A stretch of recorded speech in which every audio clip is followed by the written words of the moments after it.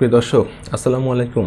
আশা করি সকলে অনেক ভালো আছেন। আমি Mohammad Humayun Kabir, natural medicine practitioner and lecturer in English. আজকের বিষয়ে আপনাদের স্বাগত জানাচ্ছি। বন্ধুরা, আজকে কথা বলবো আমরা যে রান্নার কাজে ভোজ্য তেল ব্যবহার করি সেই ভোজ্য তেলের বিভিন্ন প্রকার ভোজ্য তেলের ভালো মন্দ দিক নিয়ে কথা বলবো যে কোন তেলটি আমাদের স্বাস্থ্যগতভাবে আমাদের জন্য ভালো হবে সে বিষয়ে কথা বলবো। সিদ্ধান্ত নেবেন আপনারা যে আপনারা কোনটা ব্যবহার করবেন। প্রথমত আসি অলিভ অয়েলের কথা। অলিভ অয়েল অত্যন্ত উপকারী একটা তেল। আমরা বলে থাকি the best oil on earth, অর্থাৎ অলিভ অয়েল হচ্ছে পৃথিবীতে সবচাইতে ভালো তেল। আর এই তেল যদি হয় আপনার cold compress extra virgin olive oil, তাহলে কোনো কথাই নেই। অসাধারণ গুণসম্পন্ন একটা তেল, যার উপর আলাদা ভিডিও রয়েছে, আপনারা দেখে নেবেন। এখন প্রশ্ন হচ্ছে রান্নার কাজে আমরা অলিভ অয়েল ব্যবহার করবো কিনা। আমরা এক বাক্যে বলবো যে না, আমাদের মতামত হচ্ছে না, আপনারা ব্যবহার করবেন না। কেন করবেন না? কারণ আমরা যে অলিভ অয়েলটা আমাদের হাতে পাচ্ছি বিভিন্ন দীর্ঘ প্রক্রিয়ার মধ্য দিয়ে, যে এই অলিভ অয়েলটা কিন্তু আপনার বিভিন্নভাবে রিফাইন্ড হয়ে, কেমিক্যালি রিফাইন্ড হয়ে কিন্তু আমাদের হাতে আসতেছে। আর যখনই কোনো প্রোডাক্ট, ন্যাচারাল প্রোডাক্ট যখন রিফাইনেশনের মধ্য দিয়ে নিয়ে যাওয়া হয়, তখন সেটা কোয়ালিটি ডিটারেট করে। এটা হচ্ছে অন্যতম প্রধান কারণ। দ্বিতীয়ত কারণ হচ্ছে যে এটা আমরা যখন পাই, আমরা প্যাকেজড আর বটল ফর্মে পাই। বন্ধুরা, প্যাকেজ এবং বটল ফর্মে কোনো প্রোডাক্ট নিলে কিন্তু সেটা নির্দিষ্ট তাপমাত্রা, নির্দিষ্ট লাইটের মধ্যে প্রিজার্ভ করতে হয়, নির্দিষ্ট এনভায়রনমেন্টের মধ্যে প্রিজার্ভ করতে হয়। এখানে প্রশ্ন ওঠে যে এই অলিভ অয়েল আপনার হাতে আসার আগ পর্যন্ত যে আপনার এই কোয়ালিটিগুলো মেনটেন করা হয় কিনা, এই এনভায়রনমেন্ট মেনটেন করা হয় কিনা প্যাকেজ প্রোডাক্ট হিসেবে, সেটাও কিন্তু একটা প্রশ্ন রয়ে যায়। তৃতীয়ত হচ্ছে গিয়ে এই অলিভ অয়েল নিয়ে কিন্তু উন্নত বিশ্বে, পশ্চিমা কান্ট্রিগুলোতে কিন্তু বিভিন্ন সময় রিপোর্ট হয়েছে। কোনো রিপোর্টে বলা হচ্ছে যে 60%, কোনো রিপোর্টে বলা হচ্ছে 80%, কোনো রিপোর্টে বলা হচ্ছে ইভেন 98% পর্যন্ত অলিভ অয়েলের মধ্যে রয়েছে ভেজাল। তো বুঝতেই পারছেন যে আপনি কি টাকা দিয়ে কি ভেজাল তেল কিনে খাবেন? সিদ্ধান্ত কিন্তু আপনার হাতে। ইনফরমেশন আমরা দিলাম, সিদ্ধান্ত আপনি নেবেন যে আপনি স্বাস্থ্যগত দিক চিন্তা করে অলিভ অয়েল আপনি রান্নায় ব্যবহার করতে যাচ্ছেন, কিন্তু টাকা দিয়ে আপনি এই ভেজাল তেল কিনে খাবেন কিনা।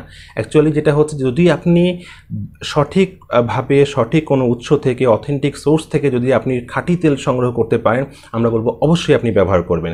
আদারওয়াইজ বলবো যে আপনি যদি নিশ্চিত না থাকেন, তাহলে বলবো যে আপনার বেটার অপশন রয়েছে, আপনি সেটাকে ফলো করেন। দেন আপনার সয়াবিন তেলের কথা। বন্ধুরা, যেটা আমরা ইউজুয়ালি ব্যবহার করে আসতেছি, কিন্তু এই সয়াবিন তেল এমন একটা তেল যে তেলটা কিনা আপনার হৃদরোগ বলেন, ডায়াবেটিস বলেন, আর্থারাইটিস বলেন, স্থূলতা বলেন, এভাবে বিভিন্ন প্রকার জটিল এবং কঠিন রোগ, এমনকি ক্যান্সার পর্যন্ত রোগ সৃষ্টির জন্য কিন্তু এই সয়াবিন তেল কিন্তু দায়ী। তো এটা আপনাকে জানতে হবে। আর যেহেতু ক্যান্সারের মতো জটিল ডিজিজও কিন্তু এই সয়াবিন তেল তৈরি করে থাকে, তাই আমি বলবো যে আজকে এই মুহূর্তে আপনারা সয়াবিন তেল ব্যবহার করাটা স্টপ করে দিবে। দেন বন্ধুরা, আসি যে সরিষার তেলের কথা। হ্যাঁ, সরিষার তেল কম্পারেটিভলি সয়াবিন তেলের চাইতে ভালো, বাট দীর্ঘমেয়াদী এই তেলটা ব্যবহার করা ঠিক নয়। কারণ কি, এটা আমাদের যে জিআই ট্র্যাক্ট, পৌষ্টিক নালী রয়েছে, সেখানে আপনার বার্নিং সেন্সেশন তৈরি করতে পারে, ইরিটেশন তৈরি করতে পারে, ভিতরে ক্ষত তৈরি করতে পারে। এটা হচ্ছে প্রথম কারণ। দ্বিতীয়ত কারণ হচ্ছে এটা আমাদের বিশেষ একটা অ্যাসিড রয়েছে, যেটাকে বলছে ইরোসিক অ্যাসিড। এই অ্যাসিড আমাদের শরীরের জন্য অত্যন্ত ক্ষতিকারক। তাই আমরা স্বল্প মেয়াদে, আমরা হয়তোবা ভর্তায়, আমরা সসে, সালাদে, আচারে আমরা এটাকে ব্যবহার করতে পারি। দেন আসবো যে আপনার ফ্ল্যাক্সিড, তিসির তেলের কথায় আসবো।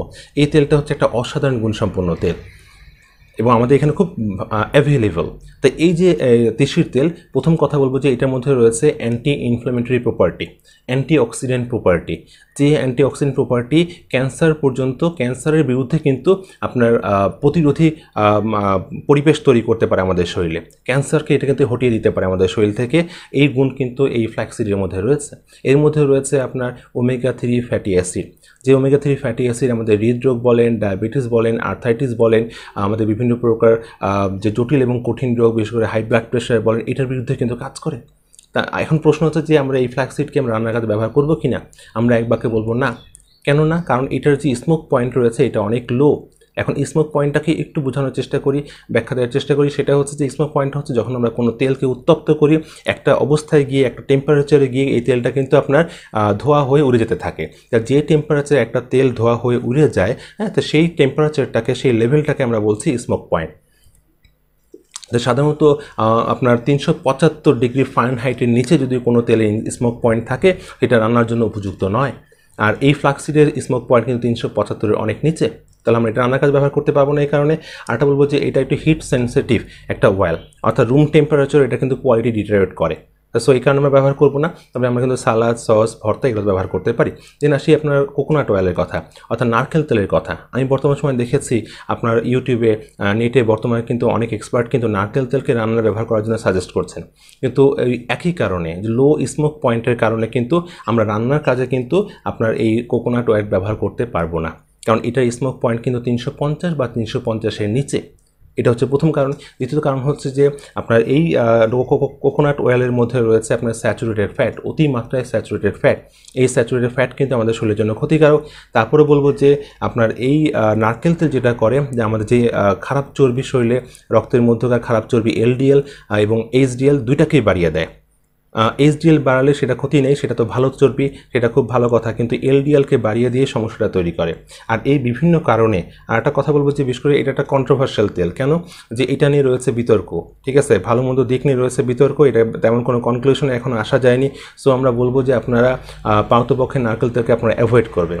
হ্যাঁ, নারকেল তেলকে আপনারা ব্যবহার করতে পারেন বিশেষ করে এক্সটার্নাল ইউজের জন্য। সেটা কোথায়? সেটা হচ্ছে আমাদের যে স্কিনে যে বিভিন্ন রকম প্রবলেম রয়েছে, এই প্রবলেমে কিন্তু আমরা এটা ব্যবহার করতে পারি, কারণ এটা রয়েছে আপনার অ্যান্টিসেপটিক, অ্যান্টিব্যাকটেরিয়াল, অ্যান্টিফাঙ্গাল প্রপার্টি রয়েছে। এর বন্ধুরা আসি যে 3টা তেলকে আমি একসাথে আলোচনা করব। এটা হচ্ছে আপনার যে পিনাট তেল, অর্থাৎ আমরা চীনাবাদাম থেকে যে তেলটা পাচ্ছি, আমরা যে রাইস ব্র্যান অয়েল অর্থাৎ ধানের যে তুষ থেকে একটা তেল পাচ্ছি আমরা রাইস ব্র্যান অয়েল, আর এটা হচ্ছে আপনার সূর্যমুখী বীজ থেকে পাচ্ছি সানফ্লাওয়ার অয়েল। এই 3টা তেলকে আমি একসাথে আলোচনা করতে চাচ্ছি, কারণ এই 3টা তেলের যে কোয়ালিটি মোটামুটি কাছাকাছি। প্রথমত বলবো যে এই 3টা তেলের যে স্মোক পয়েন্ট অত্যন্ত উচ্চমানের, আর এই কারণে এটা ডিপ ফ্রাইংয়ের জন্য, বিশেষ করে আমাদের রান্নার কাজের জন্য অত্যন্ত উপযোগী তেল হচ্ছে এই 3টার যে কোনো একটা। আপনারা এই 3টা থেকে যে কোনো একটা বেছে নিতে পারেন এই কারণে। তারপর বলবো যে এই তেলগুলো মানে প্রচুর পরিমাণে ভিটামিন এবং মিনারেলসে ভরপুর। বিশেষ করে এই 3টা তেলের মধ্যে ভিটামিন ই রয়েছে প্রচুর পরিমাণে, আর এই ভিটামিন ই হচ্ছে ওয়ান কাইন্ড অফ অ্যান্টিঅক্সিডেন্ট, যে অ্যান্টিঅক্সিডেন্ট আমাদের শরীরে অ্যান্টি ইনফ্লেমেটরি প্রপার্টি তৈরি করে। আর এই অ্যান্টি ইনফ্লেমেশন যেটা করে আমাদের শরীর থেকে আপনার ফ্রি রেডিক্যালকে দূর করে দেয়, আমাদের শরীর থেকে আপনার অক্সিডেটিভ স্ট্রেস দূর করে। এতে করে আমাদের প্রত্যেকটা সেল, অর্গান, হ্যাঁ, আমাদের যে আপনার টিস্যু রয়েছে এগুলো উজ্জীবিত হয়। আমাদের কিন্তু এই তেলগুলো যেটা করে আপনার দীর্ঘজীবী করে, আমাদেরকে দীর্ঘজীবী করে, আমাদের লঞ্জিবিলিটিকে বাড়িয়ে দেয়। এভাবে এই তেলের কিন্তু অসাধারণ গুণ রয়েছে, আর এই কারণে আমরা বলছি যে আপনারা এই 3টা তেল থেকে যে কোনো একটাকে রান্নার কাজে ব্যবহার করতে পারেন। হ্যাঁ, এই তেলগুলোরও কিছু কিছু খারাপ দিক রয়েছে, বাট সেগুলো কিন্তু অ্যাভয়েডেবল। বিশেষ করে আপনার সয়াবিন তেলের সাথে, যেটা আমরা এখন ব্যবহার করছি, তার সাথে ফার বেটার তেল হচ্ছে আপনাদের এই 3টা তেল। এর মধ্যে আসি যে পরবর্তীতে বলবো যে ঘি এবং সিসামি অয়েল বা তিল তেল নিয়ে কথা বলবো।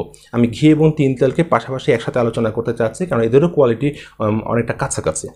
এই 2টা তেলই বলছি, ঘি এবং তিল তেল, যে এই 2টা তেলকে আমরা কিন্তু রান্নার কাজে ব্যবহার করতে পারি, কারণ তাদের যে স্মোক পয়েন্ট অনেক উঁচু মানের।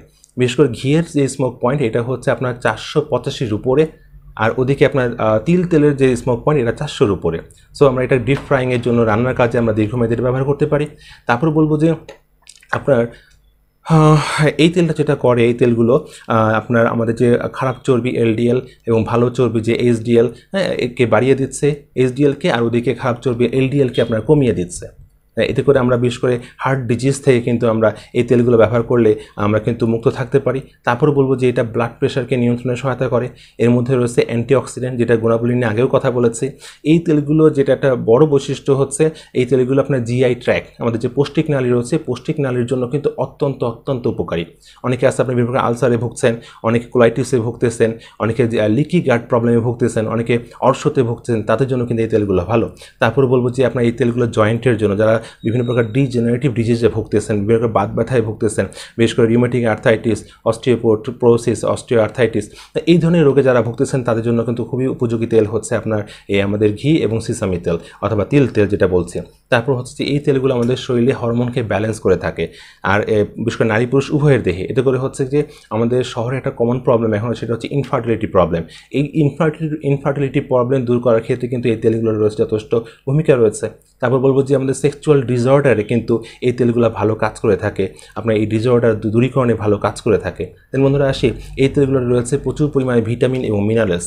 আর তারপরে বলবো যে এই তেলগুলো যেটা করছে, আমাদের যে আপনার সেন্ট্রাল নার্ভাস সিস্টেম রয়েছে এটাকে, তারপরে আমরা যে বলবো যে আমাদের ভীষণ পাওয়ার, দৃষ্টিশক্তিকে, এবং আমাদের যে ত্বকের যে স্বাস্থ্য, এই স্বাস্থ্যকে ভালো রাখতে কিন্তু চমৎকার কাজ করছে কিন্তু এই তেলগুলো।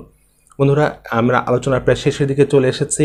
আমরা বিভিন্ন তেলের ভালো মন্দ দিক নিয়ে কথা বলেছি। আমাদের সিদ্ধান্ত হচ্ছে আপনারা যে চীনাবাদাম, তারপর হচ্ছে আপনার রাইস ব্র্যান অয়েল, তারপর সূর্যমুখীর তেল, তারপর তিল তেল এবং ঘি যদি আপনারা অ্যাফোর্ড করেন, আপনারা অথেন্টিক সোর্স থেকে, ভালো সোর্স থেকে ম্যানেজ করতে পারেন, আমরা বলবো এই তেলগুলোর মধ্যে থেকে আপনারা যে কোনো একটা বেছে নিয়ে দীর্ঘমেয়াদে রান্নার কাজে ব্যবহার করেন, কারণ এগুলো রয়েছে বিভিন্ন প্রকার স্বাস্থ্যগত দিক, স্বাস্থ্যগত উপকারিতা রয়েছে। আর এখনই আপনারা যদি সম্ভব হয় আপনারা যে ক্ষতিকারক যে সয়াবিন তেলকে আপনারা এখনই স্টপ করবেন। ভালো থাকবেন, সুস্থ থাকবেন, এই প্রত্যাশায় আজকের মতো এখানে শেষ করছি। আল্লাহ হাফেজ।